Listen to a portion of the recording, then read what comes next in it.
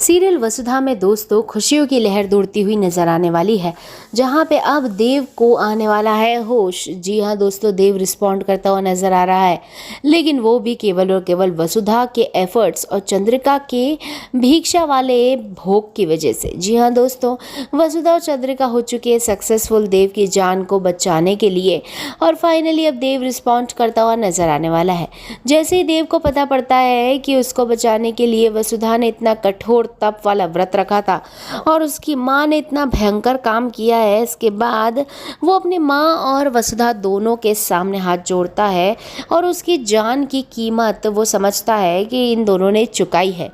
वहीं पे अब लेने वाला है देव बहुत बड़ा डिसीजन, क्योंकि अब वसुधा ने जो जान बचा ली है देव की, इस बात पे चंद्रिका बहुत ही ज़्यादा इम्प्रेस हो गई है वसुधा से, और अब कहने वाली है वसुधा से, जानना चाहती है कि आखिरकार वसुधा हर बार ये चमत्कार कैसे कर देती है। तो फाइनली अब होने वाला है सच का खुलासा, क्योंकि वसुधा बताने वाली है कि मैं जो ये नकली शादी थी, इस शादी को मैं असली मान रही थी और देव को हमेशा से अपने पति के रूप में ही मान रही थी, जिस वजह से देव की जान हमेशा बची रही, जिस वजह से जैसे ही मैंने वो मंगलसूत्र उतारा तो देव सर के ऊपर आ गया बड़ा कष्ट। अब उस कष्ट के निवारण के लिए मैंने जैसे ही मंगलसूत्र पहनने की कोशिश करी, वैसे ही बाबा जी सामने आए और उन्होंने ही ये सारा परिचय दिया कि व्रत करना होगा, क्योंकि अब मेरा मंगलसूत्र दूषित हो चुका है।